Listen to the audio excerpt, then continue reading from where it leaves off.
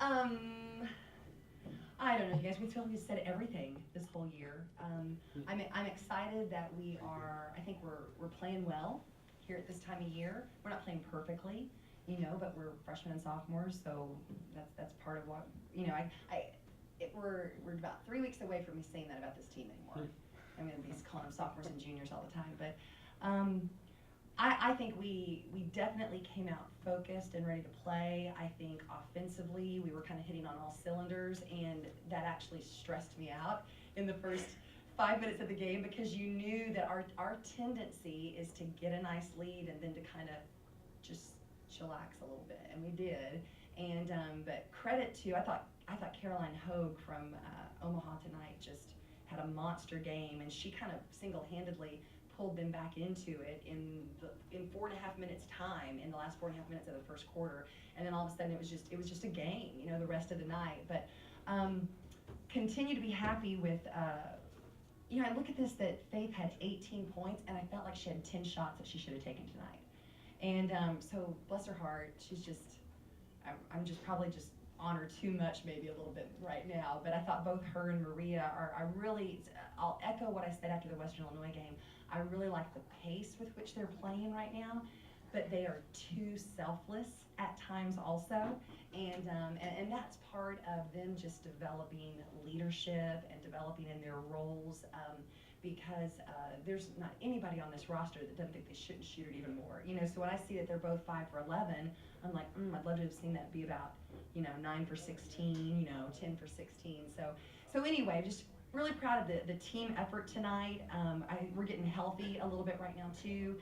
Obviously we didn't start Jordan Doyle, who's been a constant 2-year starter for us, and Jordan was kind of recovering from a sickness that she had over the weekend, so she's not quite back at 100% yet. But we've got plenty of time to get her rolling and get her back into things again. I thought Kaylin came out on all cylinders and got a great start for us tonight. And I thought the biggest thing for Kaylin tonight was she had to take a lot of defensive responsibility since we didn't have Jordan in the starting lineup. But really just a lot of good highlights. We went cold there for a while in that fourth quarter, that we were trying to be patient and use the clock, and then I was really happy with some of the 4 to 5 foot jump shots that we were getting, and they just weren't falling.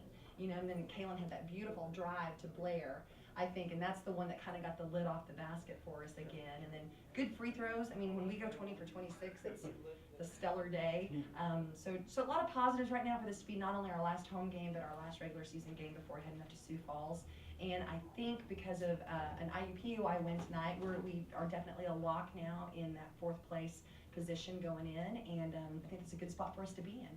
So did what we needed to do tonight, and now we've got 9 days in order to get ready for a first round game, and looking forward to it. So, Russell or Jaden? Coach, you talked about the perimeter defense for the last game against Western when they put up 33s. Of course, it's a little different. They didn't put up as many, but did you like the way your team played on defense on the perimeter tonight? We had I probably did a lot of talking about it at halftime. We just had some miscues that definitely, I won't name any names because I named them enough at halftime in the locker room and on the bench. It felt like the whole night too, so I won't go public with that now, but just, it wasn't an effort problem. We literally had 1 or 2 players that just didn't apply the knowledge that they had from the scouting report and what the game plan was on Omaha's personnel. And so that's part of that turned into Caroline having a great run at the end of the first quarter. Part of that turned into us not getting matched up with Miss Davenport, who is deadly in transition from the 3-point line. But it wasn't an effort problem. It was more just a focus on the details of what the game plan was.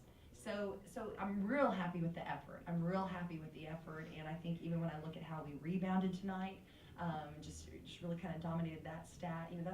That's a lot of heart, a lot of guts, and we've been through the fire this year, and so when we're doing those kind of things here at the end of a potentially long season, I'm definitely proud of that, and we're going to have those mistakes that happen here and there. But one of the things that was good for me tonight was when I saw a game plan mistake happen and the girls were going to huddle, the person who made it was already owning it, as they were coming together in the huddle. I saw a lot of, that's my fault, I got that. And so that's such growth. That's the girls just really kind of coming together and having each other's backs and understanding their individual responsibility too. You talked a lot about Faith and Maria.